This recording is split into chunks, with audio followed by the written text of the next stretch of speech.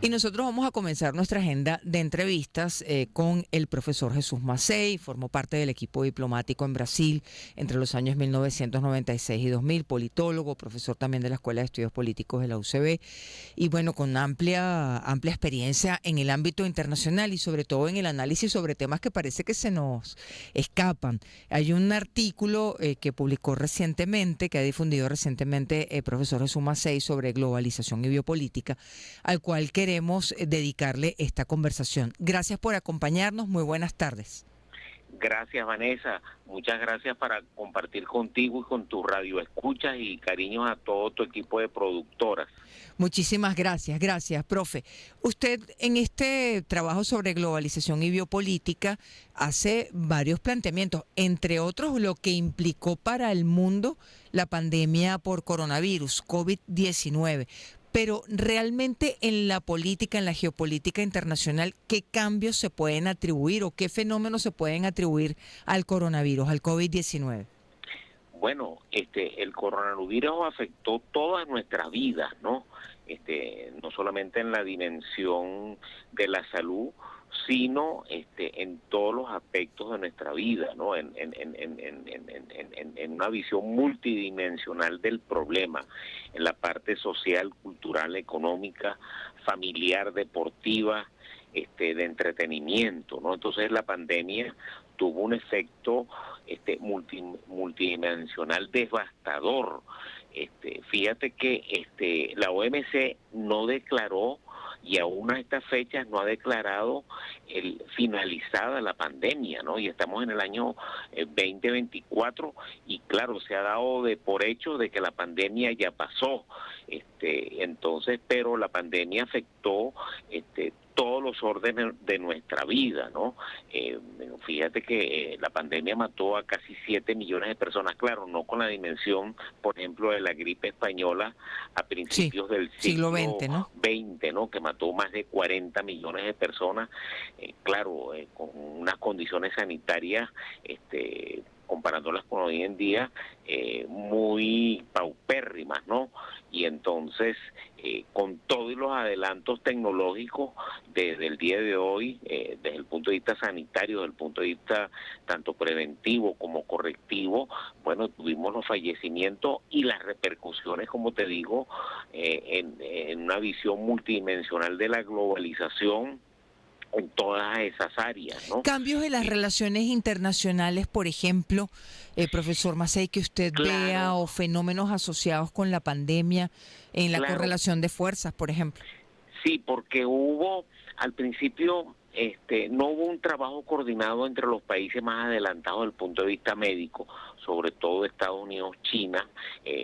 Bueno, el origen de la pandemia fue en China, ¿no? Entonces, claro, la falta de información, opacidad en esa misma información, hizo muy recelosos sobre todo los países europeos y Estados Unidos en cuanto a la difusión y profundidad de la pandemia, ¿no?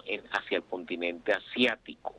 Entonces, eso generó unas rivalidades geopolíticas y por supuesto también a nivel de las industrias farmacéuticas internacionales, de qué industria desarrollaba la La vacuna la primero, vacuna ¿no? Claro. más eficiente, ¿no?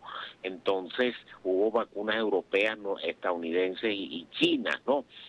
Entonces eso generó una rivalidad a ver cuál era más eficiente y podía acortar el efecto de contagio que se había hecho al principio, ¿no? Entonces eso por supuesto afectó las relaciones internacionales por toda esa falta de confianza. No hubo colaboración a nivel internacional, sino que se trabajaron en esos tres continentes: Europa, Estados Unidos y Asia, ¿no?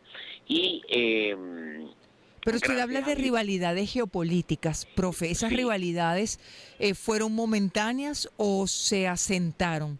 ¿Se las Esas arrastramos rivalidades todavía? se acentuaron en aquel entonces, ¿no? Ya la rivalidad comercial, tecnológica en los Estados Unidos, eso fue un ingrediente más adicional a la rivalidad chino estadounidense.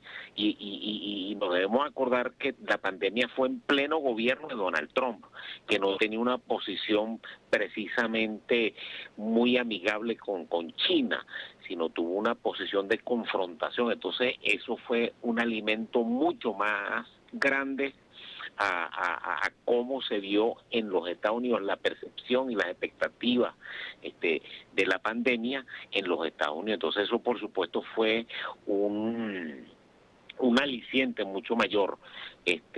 Entonces gracias a Dios se pudo trabajar en forma rápida y eficaz, aunque no en forma multilateral.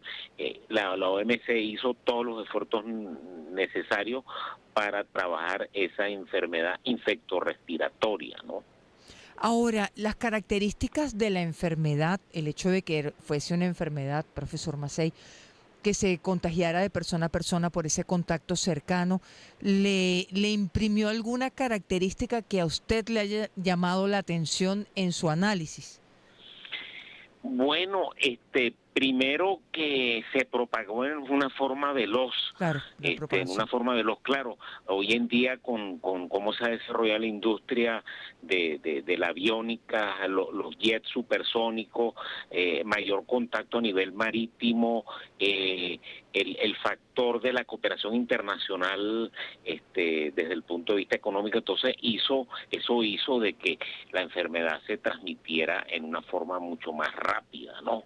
Y claro, el COVID-19, disculpa, el COVID-19 fue mucho más letal que el SARS, el MERS y el ébola, porque fueron patologías previas que también causaban trastornos pulmonares o cardíacos, pero que no tuvieron el nivel de contagio, y gracias a Dios la comunidad internacional en ese momento pudo contener la expansión de esas tres enfermedades. Pero con el COVID fue diferente, porque también China fue muy opaca, fue poco transparente en informar.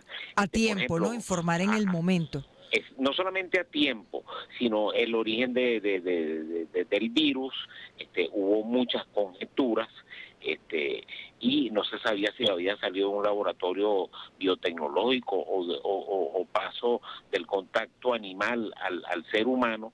Entonces esa misma falta de opacidad hizo muy receloso a países de Europa y Estados Unidos en cuanto a la información que China suministrase, a pesar de que la OMC después dirigió una investigación que no arrojó resultados concluyentes, ¿no? Y hasta el día de hoy no hay resultados concluyentes de la gravedad del COVID-19. Lo que yo sí creo que una lección muy importante del COVID-19 para una futura pandemia es que debe haber transparencia, rapidez en la información y coordinación multilateral, no solamente a nivel gubernamental, sino con las empresas farmacéuticas internacionales, que son las que dominan el mercado farmacéutico internacional. Estamos conversando con el profesor Jesús Mazzei sobre globalización,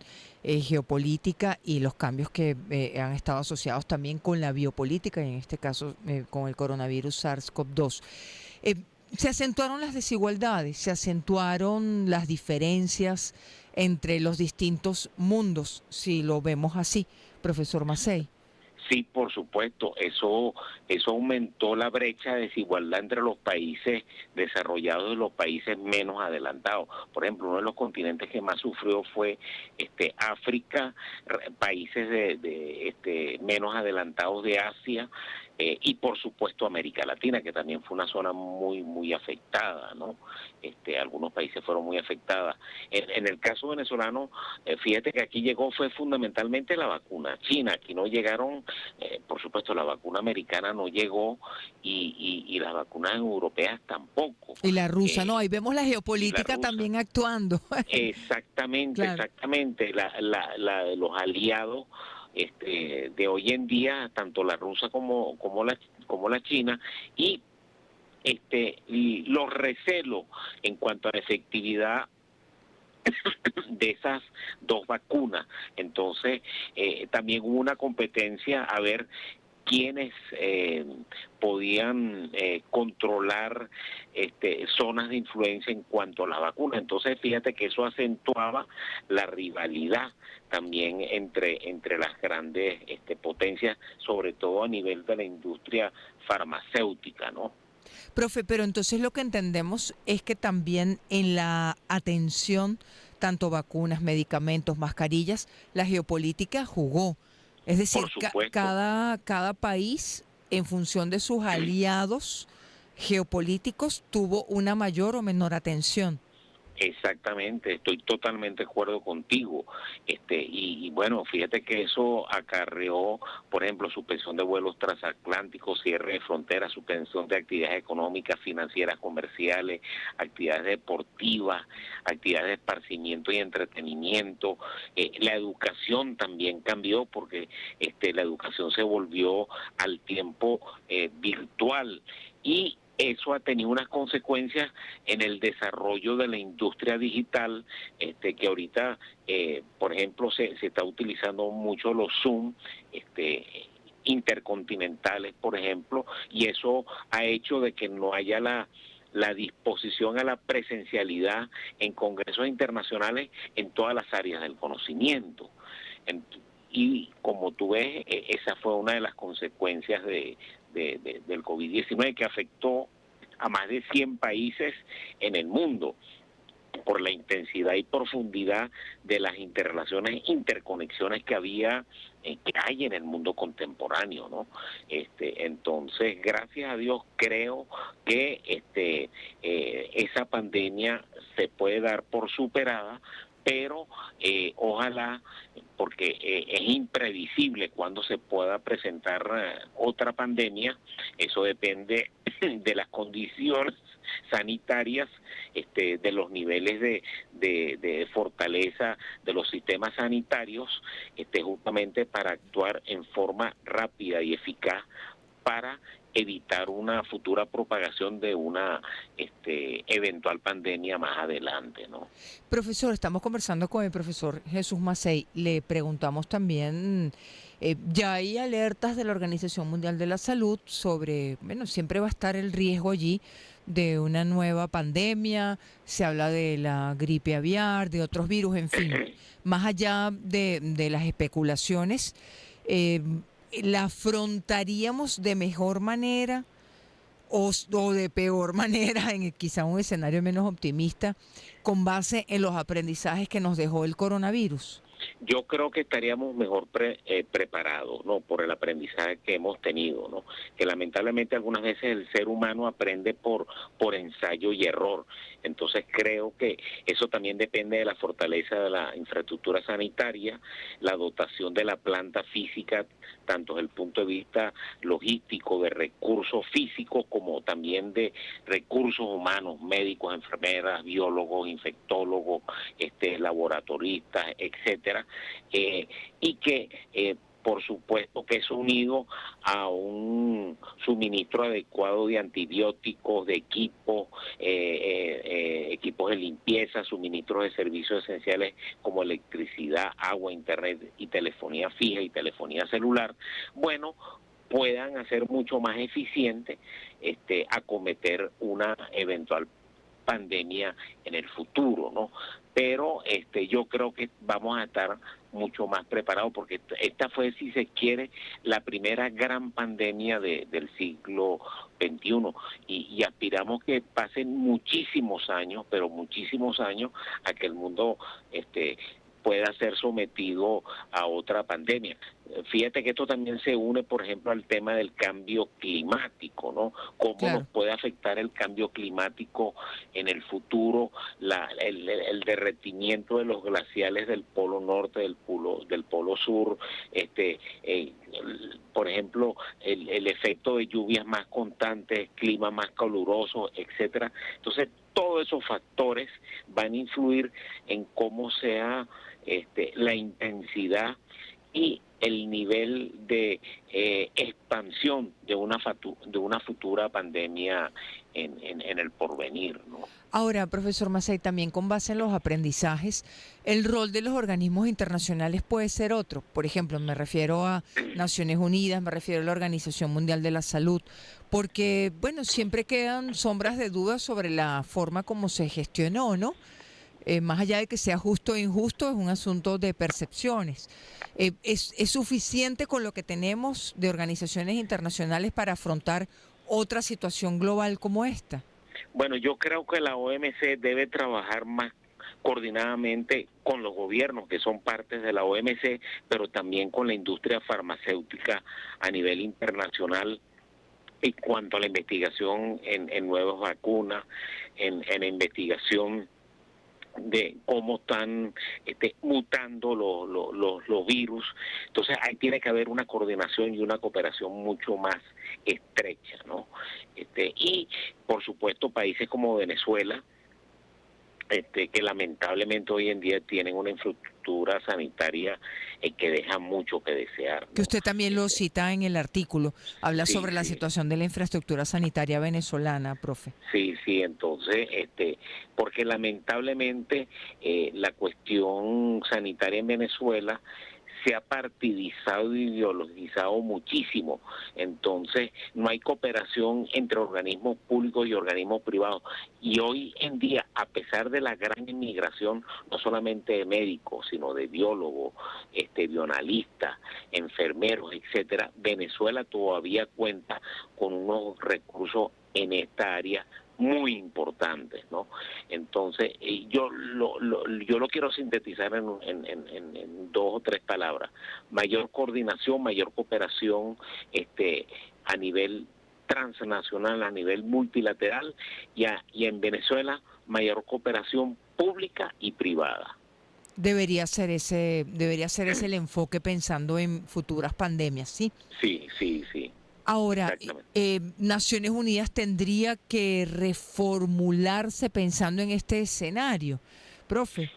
Bueno, yo creo que sí, la OMC como un organismo especializado de la ONU, Naciones Unidas, claro. bueno, tuvo sus lecciones de todo punto de vista, de qué tipo de estrategia acometió al principio, el diagnóstico que se hizo, la velocidad de respuesta que tuvo, y claro, de esas lecciones, ha sacado en poner al día a la OMC la estructura de la Organización Mundial de la Salud, y la cooperación que debe haber mucho mayor a nivel multilateral. Yo en eso soy bastante optimista, ¿no? En cuanto a la puesta al día de un organismo especializado como la OMC a nivel global y a nivel regional, la Organización Panamericana de la Salud, Claro. que debe profundizar su cooperación con los gobiernos, con el sector privado sanitario y con sectores también mixtos desde el punto de vista sanitario, y englobando todo el sistema de salud, ¿no? Ahora, se necesita confianza mutua, Sí, obviamente confianza entre los países, confianza entre los líderes o lideresas y confianza en las instancias internacionales. Pareciera que no la hay en este momento, profe. yo aspiraría que esa desconfianza se reduzca y se elimine, ¿no? Que haya mayor confianza. Yo creo que a nivel multilateral eso se ha disminuido bastante, ¿no? Con estas reflexiones despedimos la conversación con el profesor Jesús Massey, politólogo, profesor de la Escuela de Estudios Políticos de la Universidad Central de Venezuela, y esta visión además sobre los retos que quedarían para la humanidad al momento de encarar próximas pandemias sobre las cuales ya hay advertencias, alertas claros por parte de la Organización Mundial de la Salud. Nosotros vamos a hacer una pausa hasta ahora, enseguida regresamos.